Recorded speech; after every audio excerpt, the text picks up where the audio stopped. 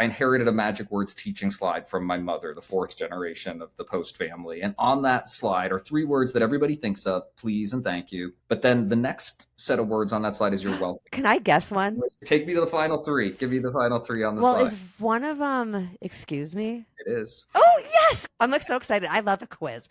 I'll let you do the rest. I was just real excited.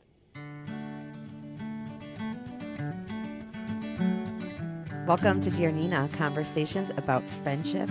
I have an episode today that I just know you're going to love because we cover so much ground. Daniel Post Senning and his first cousin Lizzie Post are the great-great-grandkids of etiquette maven Emily Post. They serve as co-presidents of the Emily Post Institute. They're the co-hosts of the long-running podcast Awesome Etiquette. They've offered etiquette tips in the Today Show, New York Times, GQ, NPR, tons of other outlets. They are on a mission to make the world a little kinder. Etiquette is about relationships. Emily Post herself wrote that etiquette is not some rigid code of manners, but simply how persons' lives touch one another, end quote. Dan and Lizzie have authored and co-authored several books about etiquette. Their most recent is Emily Post Business Etiquette. And we do cover some business friendship questions in this episode because there is definitely some awkward moments, right, that come up in the workplace when we're starting to bring in the social piece too. I think about these kind of things, obviously, because I do an advice column, which has a lot of this to it. Although, as we talk about in the episode, I've never really used the word etiquette to describe anything that I do, but it's in there. It's woven into how people get along and don't get along and how they could be happier in their friendships, which is really the point of this whole show is how can we be happier in our friendships? Because when we are unhappy in our friendships, we are unhappy in our life. I feel very strongly about that. I end every episode saying as much. At the same time, as we all know in the Dear Nina world, friendships can be an etiquette minefield. I'm thinking of really obvious things like not RSVPing to somebody's event or RSVPing yes and not showing up, being late. We covered a lot of great ground in this episode. I had received questions from my Facebook group. People email me personally, and I tried to incorporate as many as possible. I just know you are going to get a kick out of Dan. He was a delight to talk to. I really could have talked to him forever. I had to cut us off because I just had more questions. As we were talking, more questions would come to my mind because there's what's realistic to do. There's what is the technical etiquette answer? And Dan's really good at both. But I do agree with Dan and Lizzie and their family's work. Good manners, good etiquette, doing what is not just the right thing, but the kind thing would aid a lot of friendships and all relationships. There's a reason why some of these quote unquote rules exist. I don't think of them as harsh, difficult rules. And we don't even talk about rules. It's deeper than that. You'll see. Let's welcome Daniel Post Senning to Dear Nina. Hi, Dan. Hello, Nina. It is a pleasure to be with you. So I'm going to start off right off the bat with an etiquette question. It's something I want to know, and I don't know if it's rude to ask. So you will tell me if it's rude to ask, and then I guess you will answer or not. And I want to know how old you are because that just helps me to know in reference. For some reason, I feel like I need to know that. Well, I mean, technically I don't want to start off playing the scold. No, listen, I'm that too a lot on this show, so don't worry. We'll call that a potentially controversial question. It's something that I would take some care with, but you took some care with how you asked it. You acknowledged that you were tiptoeing out into some territory that maybe not everyone will be comfortable with. I'm completely comfortable. I am 47 years old. 47 has been my lucky number for many, many, many years. It feels like a lucky year for me. And I am 48. And so you and Lizzie refer to yourselves as millennial. I've seen the word millennial thrown around a little bit, but it's funny. That's a hard one because I technically think of myself as Gen X. I was born in 76. People who also call themselves Gen X who are quite a bit older, and we have totally different references on things. So it's confusing.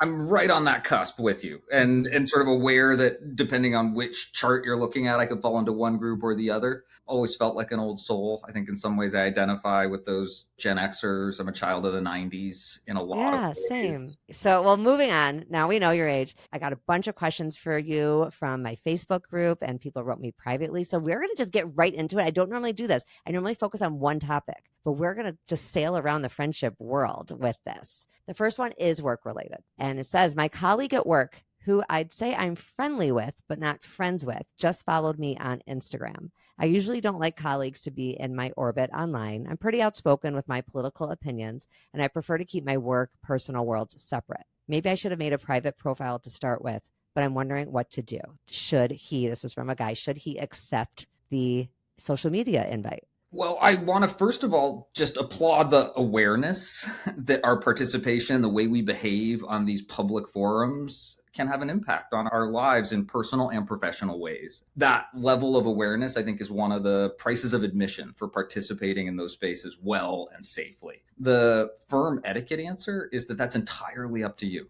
You get to accept or reject friend connection requests for reasons that are up to you to decide, and you're not required to explain that reasoning to anyone. You're not required to go into all of the reasons why you might or might not want to be connected with someone. It is okay to ignore that request. And I'll date myself a little bit. Once upon a time, when Facebook was the dominant and emerging social platform, it called ignoring a friend request ignore. And I think that a lot of our default setting about that being potentially rude comes from that word, because we're taught not to just ghost people if we can help it. If someone reaches out to you or tries to acknowledge you, it's polite and appropriate to acknowledge them back. But because this is such a public space, and because people do get to make those choices for all kinds of reasons that are very personal, that might be reasons that they don't want to share in a public forum. I use this to connect to very close friends and family. I share pictures of my children here. That alone can be enough of a reason. And anybody who's reaching out, trying to establish that kind of connection, it's up to them to be aware of that as well, to not take it too personally if a request is ignored or not responded to. It's also possible that you're not on that profile. Sometimes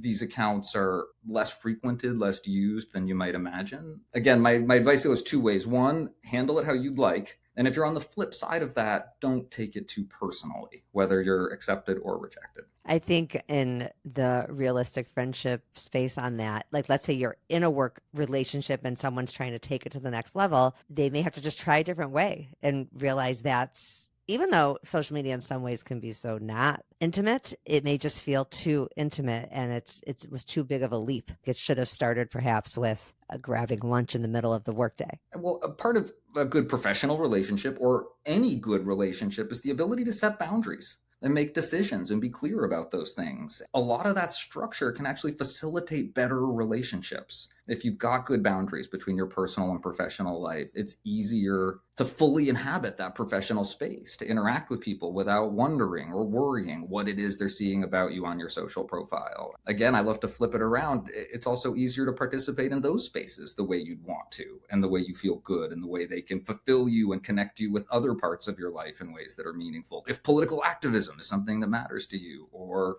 whatever it might be that you want to keep in separate spheres. That makes sense. And I think another advice I'd add to that is that probably people should be consistent. Like if you're not going to want to be social media connected with colleagues, if possible, maybe it's best to keep that as consistent as possible. I had sort of a difficult situation related to this, which is there was a period of time where when my kids' friends, my teenagers' friends, so my kids are quite a bit older than yours. We talked a little bit before. You have younger kids. I have teenagers too. My oldest is about to turn 21. So my youngest is 13. I don't even want to think about it. And most of the time it's really fun. But as they were getting older and entering social media, their friends would request to be friends with me on Instagram. This is my personal account. And this person who asked the question said, like, maybe I should have made a private profile. That's another thing to do, and which I did do later. But at the time it was public. I accepted some, but then I got into this conundrum where it's like, well, now am I choosing? Oh, yes to this friend, but not that one.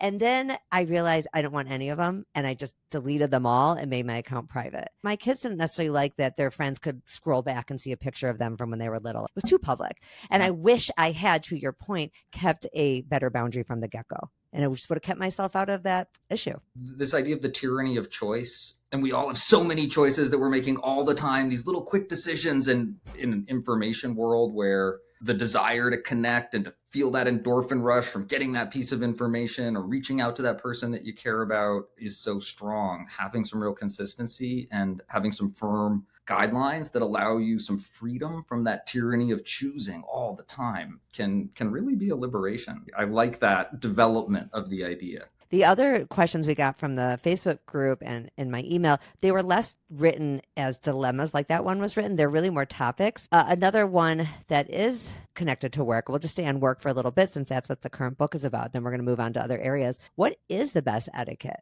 to connect with someone from work. So I had suggested a minute ago, maybe you do lunch. Is that okay in the work setting? How do you take something that is a work relationship and make it more social if that's something you're hoping to do? Because people often say, oh, you meet such great friends at work. What is proper? There's no reason a good work relationship can't develop into a good personal relationship. Friend, romantic, sort of more extended community members. It doesn't have to. That's going to be a personal case by case decision that people get to make. You can test the waters. You can always offer a social invitation. The caution is that because it's a professional relationship, that you aren't necessarily going to be able to walk away from if it doesn't work out, that you think about how you would feel, how you would be capable of responding if the answer is a yes or a no, or a unfortunate from an etiquette perspective these days, a question mark. You don't get a firm or clear reply to an invitation or a request. And in some ways, the price of admission from my perspective on making that ask, hey, would you like to grab lunch sometime? Relatively safe social ask around the workplace is whether or not you would be comfortable with a yes and no or a maybe. If you can handle all of those things and proceed in a way that allows that professional relationship to continue, it's probably a risk that you can afford if the benefits are apparent to you and you'd like to go that route. The other thing that I'd love to say, though, to the person asking that question is that there are ways to have really full and satisfying professional relationships. That you can improve a professional relationship, that just because it's professional doesn't mean it has to be cold or distant or artificial. In fact, some of the best business etiquette is about figuring out how to interact with people as humans while you do good work together. Little things like saying hello, acknowledging people the first time you see them in the day. And its corollary, which a lot of us forget, saying goodbye at the end of the day. Just saying, so long, see you later, I'm checking out, I'm out of here. All of a sudden you have two very healthy, positive, just human social interactions that give a framework and a context to your day. Add one more little positive social interaction, and you've got that minimum of 3 that are required to be able to do critical feedback with each other well. It can really help your professional relationship if people feel comfortable and safe, at ease. And those are all things that I think we're oftentimes looking for in our relationships, a sense of being together. And you don't necessarily need to take a relationship out of the workplace to have that feeling. Such a good point. Sometimes a relationship can be the joy that it is where it is in its setting, and it doesn't have to come into the other parts of your life. And there might still be room to improve it, to make it feel a little bit better, if that's the quality that you're looking for, that you're searching for, or looking to develop. The last work one I wanted to talk about actually has to do with AI, which I've been in total denial about for a while. It's interesting because I've been an early adopter on so many other things, tech-wise, through my life. Shockingly, really, because I don't think of myself as a techie person, and yet when I compare myself to a lot of, I'll just say women my age that are in my peer group, I'm much techier in some ways. But on AI, because I'm a writer, I guess, I'm first and foremost a writer. That's what I am. Everything about AI kind of like offends my sensibilities. And I was an English teacher before I had kids. It bothers me. It's aesthetically displeasing. Everything about it, all the emojis I just can't stand it. Like right away, you just know when there's like an emoji before every sentence. I'm like, okay, that was on AI. And then I sort of feel like, well, that person wrote that on AI. Why do I have to read it then? I feel sort of burdened with having to read somebody else's computer speak. They didn't take the time to fully write it. I should take the time to fully read it. Okay, that was like a random rant. That wasn't even the question. The question is, what is the best etiquette if you know that somebody wrote their condolence card or their birthday card on AI? This came up in my Facebook group. I winced. Yes, yeah. I did too. And I should add that I'm starting to learn certain ways that AI is going to help me with certain pieces of my transcript and things that I already wrote or said, I feel better about. If it's going to synthesize some of my ideas into a way that I could use it for something else, I'm less offended by it. But I can see how it's a slippery slope. And you can stop using your brain to the point where you're using it to write your friend or loved one a card. People are definitely doing this. Would you ignore it? Would you call them out on it? What would you do? I'm not a big one for calling people out on things. I would notice that little wince in myself. And if I was receiving that note and it was more than a wince, my first thought is etiquette's a powerful tool when you're using it for self-improvement, for reflection about your own behavior. It's functionally much less useful when you're using it to judge someone else. That's a great point. Because you don't have any standing to really address someone else's behavior. Your kids, till they reach a certain age, and that age is less than most people think, Maybe a spouse, if you have a good enough relationship, you can address questions about their behavior, partner, good friend. But it's tough talking with people about what they do and its potential for making other people feel bad.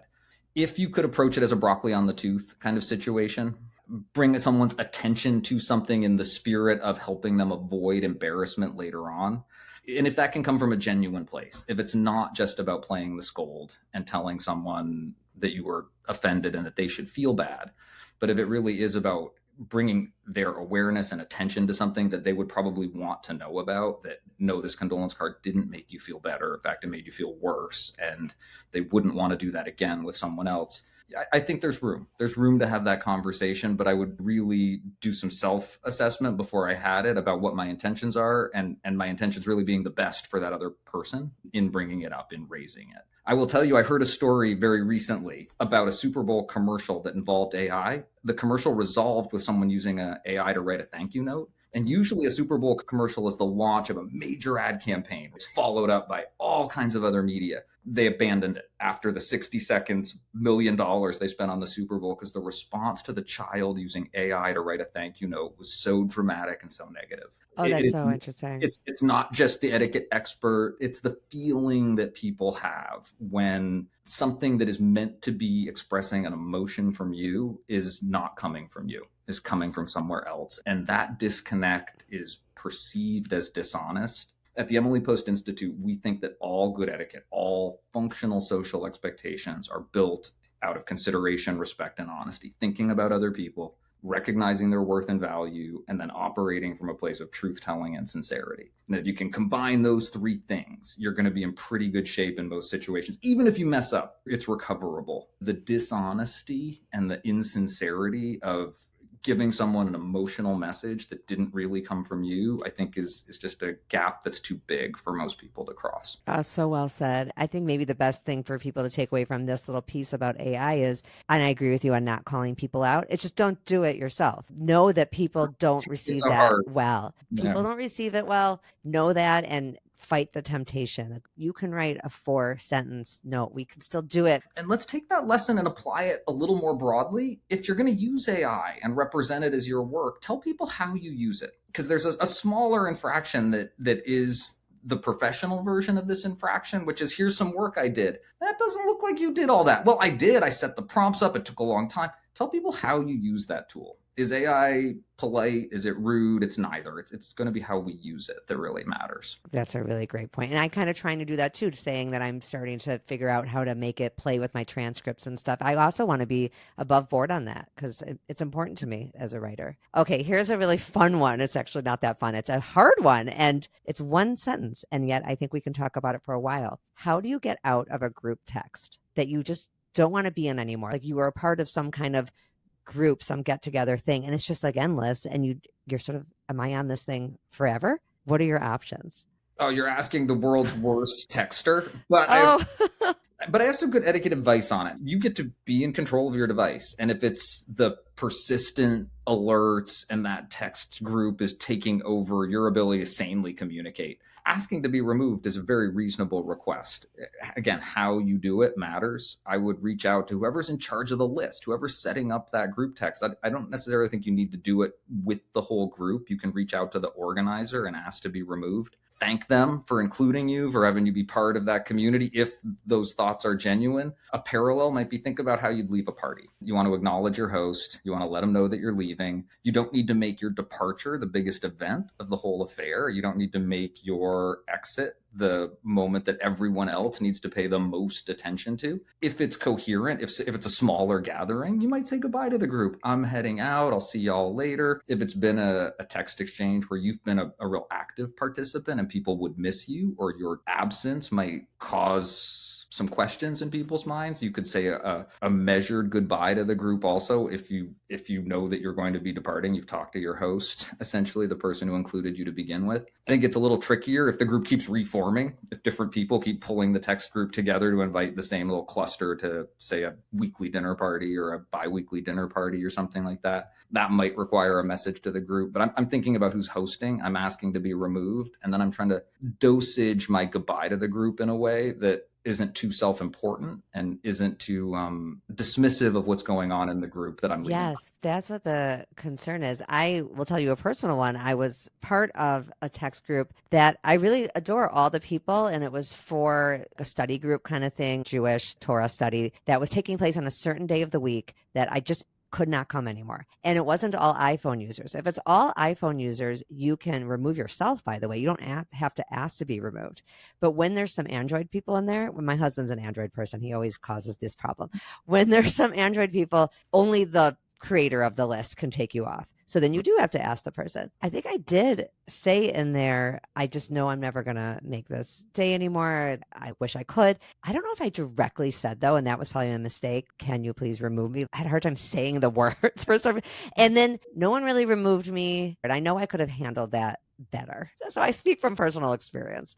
I have a hard time with the direct requests also. So often it's a part of a good etiquette answer that, oh, there's a difficult conversation that's going to happen here. And one of the pieces of advice for difficult conversations, it's the praise, concern, suggest framework, the priming of the other person. Is there's something a little difficult I'd like to talk with you about? Is now a good time? All great tips, but they all drive to and be ready to say the thing. Be ready to say the difficult thing because we all want to dance around it. No one wants to say you've got a piece of broccoli on your tooth and everybody can see it. But sometimes it really is the kindest. And frankly, it's important. It's important to say it. That priming part of a difficult conversation is so important because we all feel it when somebody just drops a unexpected direct thing. But just a quick text before is now a good time. It makes all the difference. It makes all the difference to not be blindsided.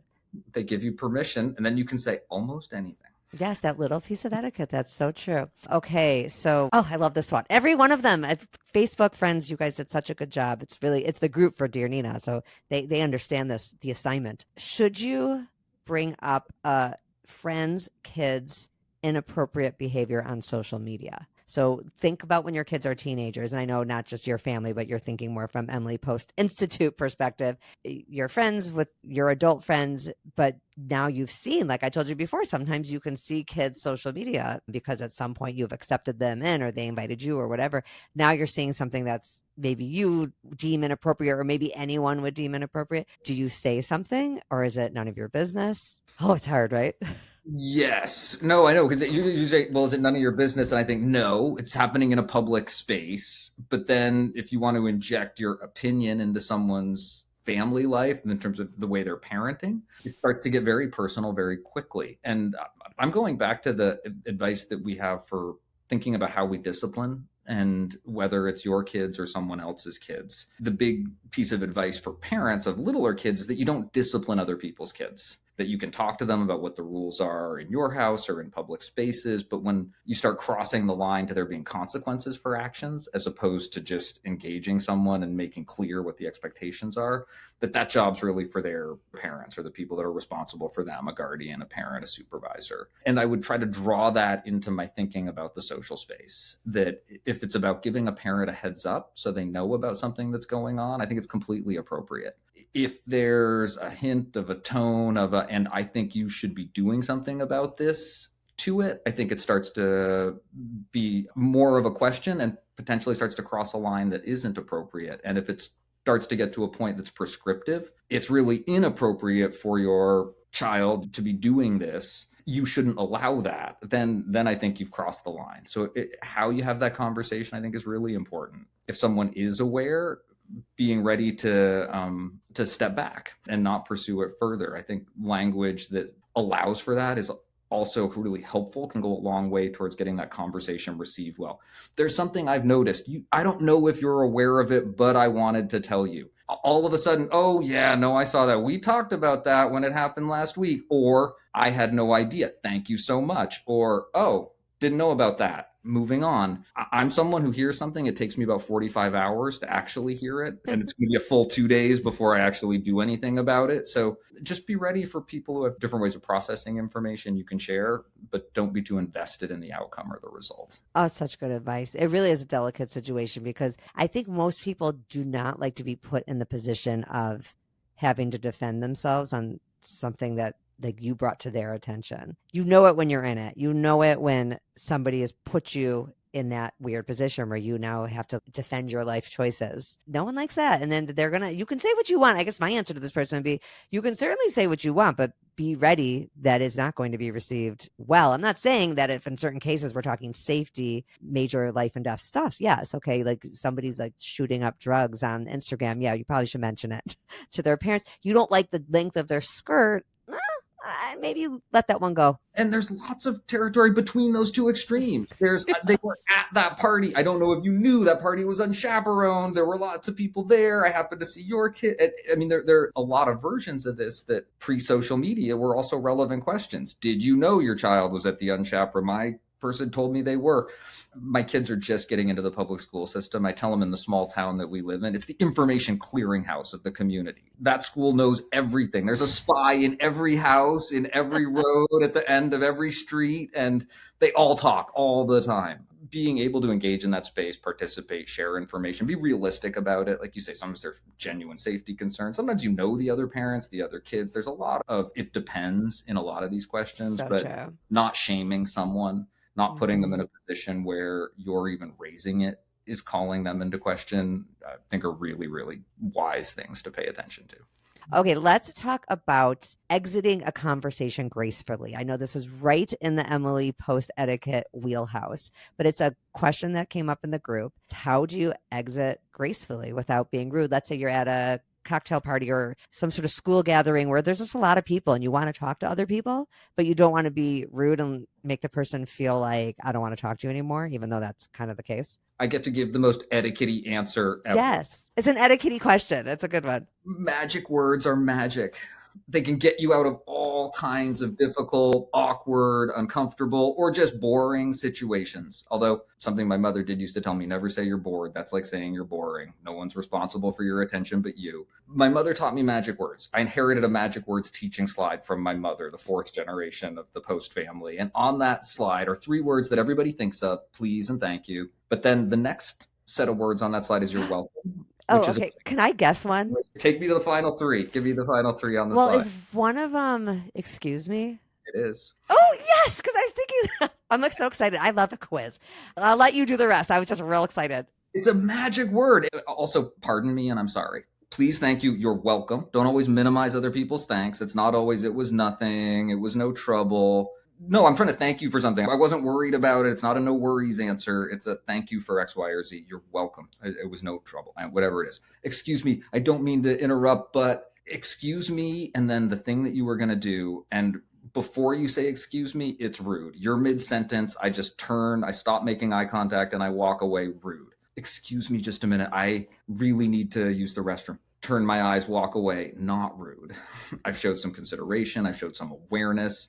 I've acknowledged the social infraction before I made it. It just shows such consideration, such care for someone else, even if it's followed by something that was a little bit difficult or a little awkward, like departing mid-sentence. I also like to include pardon me, because it's nice to have a little bit of variation, a little room to play. And even I'm sorry. Not every I'm sorry is about expressing deep contrition or regret. Sometimes it's just, oh, I'm sorry. I just saw my mom come through the door. I really need to give her this before anyone else sees her and grabs her attention, whatever it is. That those 3 words, but excuse me and pardon me, are great for exiting conversations. On a semantics thing, you kind of brought it up a little bit a moment ago, but sometimes, and it's with a younger generation, it's really clear with my kids' friends. I'll ask them a question or something and they'll say, you're good. I wasn't worried. I know I'm good. I want a more concrete example. People say it a lot. No, you're good. You're good. I don't like it. I don't know why. It bothers me. Well, it truncates. It breaks the connection. It's like I'm assuming I know what's going on the other side. I think there's oftentimes a bit of a conceit to it that, oh, we both know, so it's okay. We don't need to actually inhabit it. We don't need to actually do it. I know it's true with the example of giving and receiving gratitude. That is just such an important exchange for people. It can feel so good for both parties. I get to show appreciation. An attitude of gratitude is a good place to be in as a person. It's also nice to be thanked. It's also nice to be acknowledged and to have someone appreciate something that you've done, and not truncating that moment, not short circuiting it and assuming that you have all the feelings already in place, but actually being there with it and letting it happen. It's something that's really worth thinking about and worth giving yourself the permission to do it. Maybe not every time, but maybe not having the default be that, oh, it was no worries, it's no trouble, you're all good. Yeah, I think maybe that's what it is. That makes sense. Okay, on invitations, somebody wrote invitations, giving one out, accepting, declining. And then I have in quotes because I took this from the Facebook group. I've had friends be rude issuing an invitation, and I've had some who push a lot for attendance. And I've had some say yes and then forget to show up. So there's a lot in there. I guess there's two different questions. It's about receiving an invitation. And of course, this is a big topic, actually showing up if you said you were going to. But then there's how much should you be pushing when you invite people? What I love is the question is multitude, and the end of the question answers the question that it starts by asking.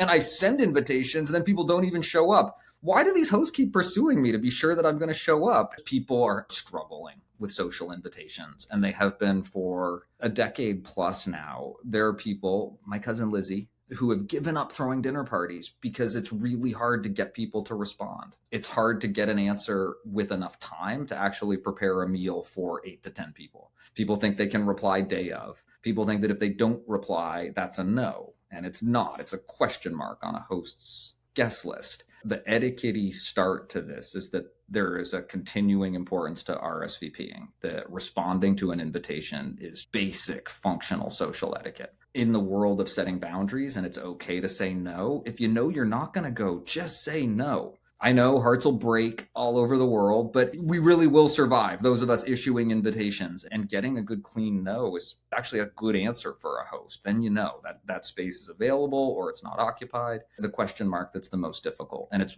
why actually when we're giving advice to hosts, we encourage them not to pursue people to come, but to pursue people for answers. That it is okay to follow up on an invitation that hasn't been answered, to ask if someone's planning on coming. And if that if feels like social pressure to you, if that if feels like, oh, they're really demanding that I go, you can remind yourself that it is okay to say no, and you may not have yet. Right. And that's on you. Out of that situation is to just say that you're not going to be coming. I almost guarantee they're not going to continue to ask you. So would the best way to follow up if you're the host, I like the expression you just used, are you planning on coming? Is that what you would say? Absolutely. We say that the RSVP happens in the form that the invitation's issued. So if someone gives you a call and invites you, give them a call back and tell them you can or can't come. If it's that text group exchange and someone saying, hey, it's going to be this house this Friday. Yes, I'll be there. Looking forward to it. Can I bring so-and-so? Or no, I won't be there. Text is fine. Do it in the medium that the invitation's issued in, and you're going to be in pretty good shape. But do it. I could really talk to you all day. I'm just going to do a few more, but I want you to know that I could talk to you all day. Okay. This one's really deep for etiquette, and it comes up in my work a lot. How do you talk to a friend when your kids, who were friends, have a falling out and navigate moving forward? I know it's a headache. I've done a whole episode just on this. So I'll be curious what you say, though. So I'll say that again. How do you talk to a friend when your kids who were friends have a falling out, and how do you navigate moving forward? I think this is applicable at any age. I feel like versions of this question are unavoidable because parents and kids end up making these very coherent social scenes. They come together. We come in a package. That being the case, I want to sort of tease that apart and talk about those being distinct and independent relationships.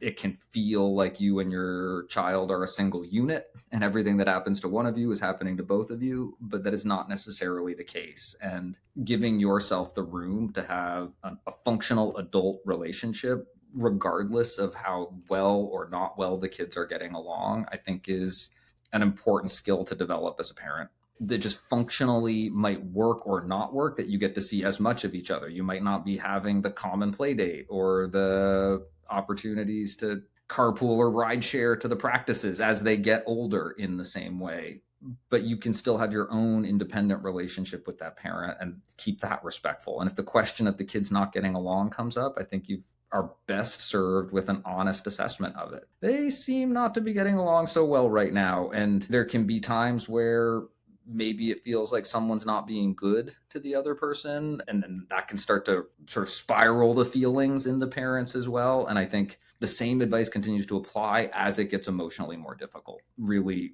reminding yourself that that parent is not the child, and that children are children, and that even teens who seem like high functioning, very adult little people are still testing things out, figuring things out, And as a parent, really giving kids enough room to explore and have the successes and the failures that are going to be part of their growing up, and giving them the room to do it without it destroying your relationships. I'm so curious. What did you do for an hour on the show on this? Because there's so Ugh, many ins and outs to so it. many ins and outs. There's a lot of what we talked about too is I think, and this is going to be harsh words, there's a certain emotional immaturity when adults blame other adults for children's behavior. It's easy to do that if your kid has always been the quote unquote victim. Trust me, there's going to be a time, I always want to say this to every parent, when your kid is going to make a decision at some point, and it might not even be so they did something horrible. They just grew apart from someone. That doesn't make them a bad kid. They went in a different direction. They met other kids. They joined a different activity and are hanging out with those kids more. Life happens. It does not make your fellow parent, peer, friend, acquaintance a horrible, bad person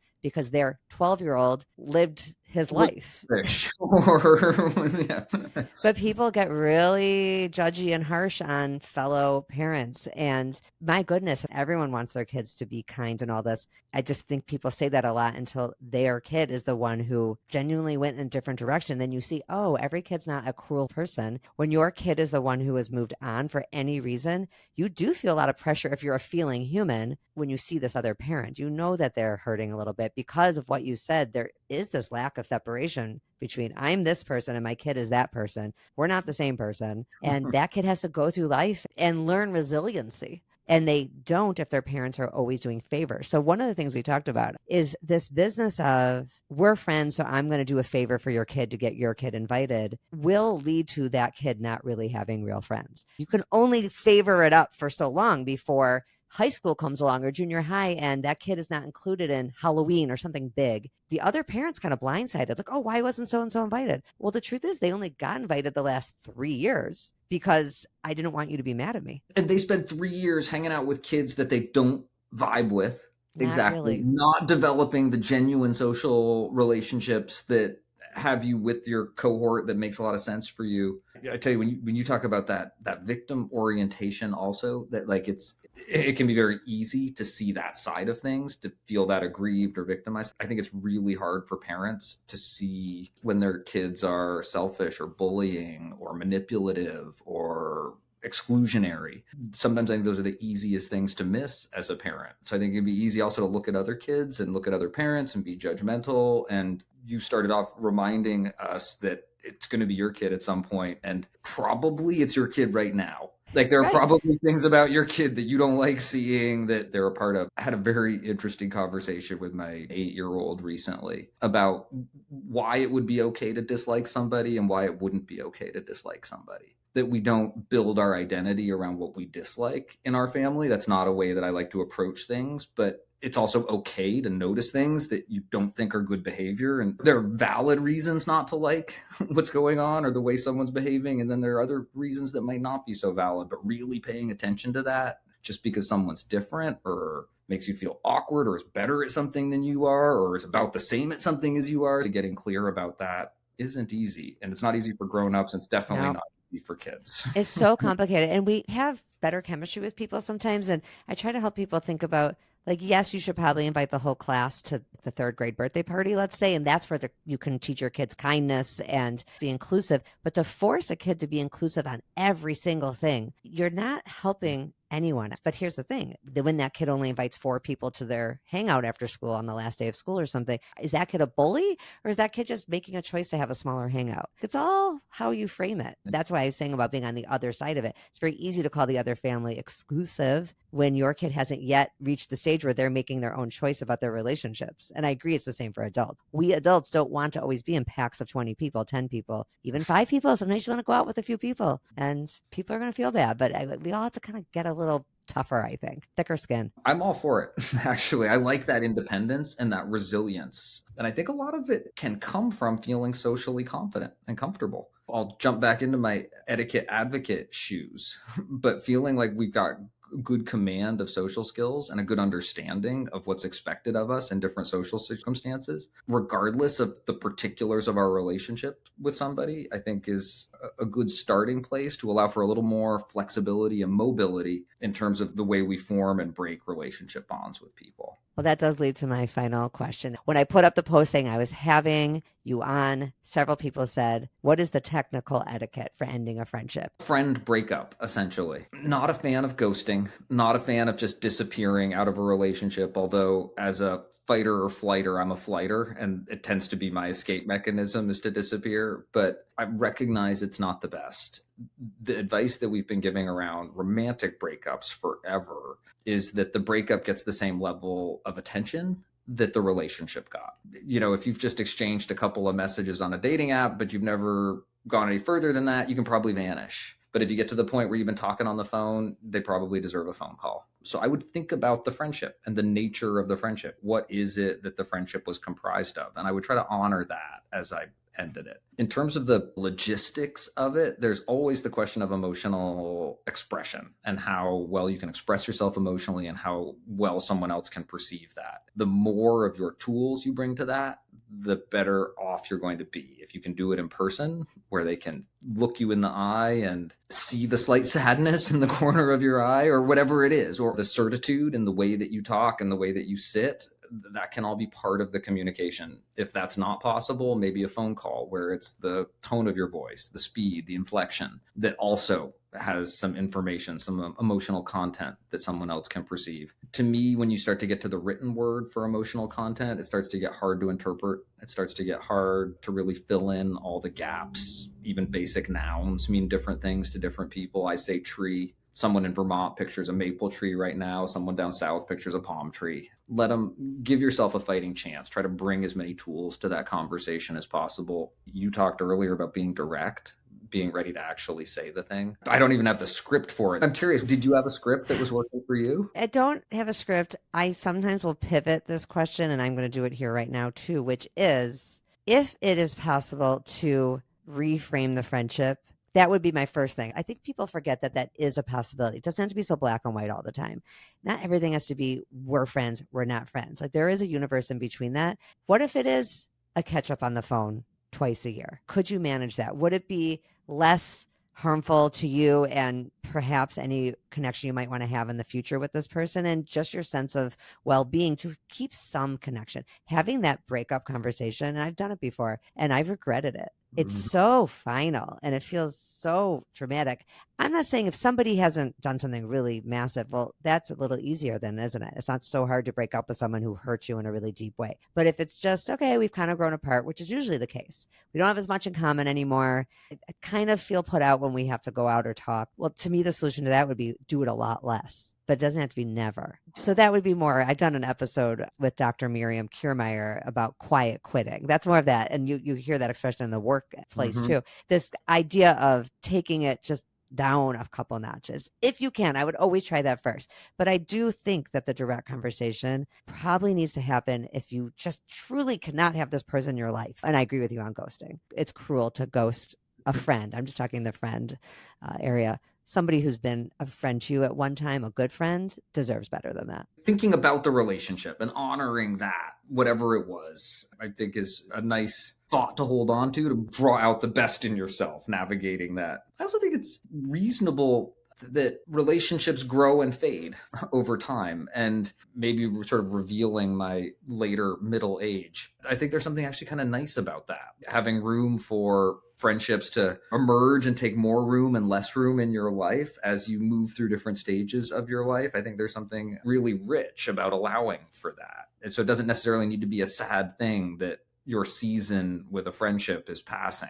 They come around again. Right. That's why I like to not advocate burning a bridge if possible. I just saw a funny video the other day. A woman was in her car and she was like, I love a mini series. Not everything has to be Grey's Anatomy. And she was talking about friendships. And she's like, I love a seasonal friendship.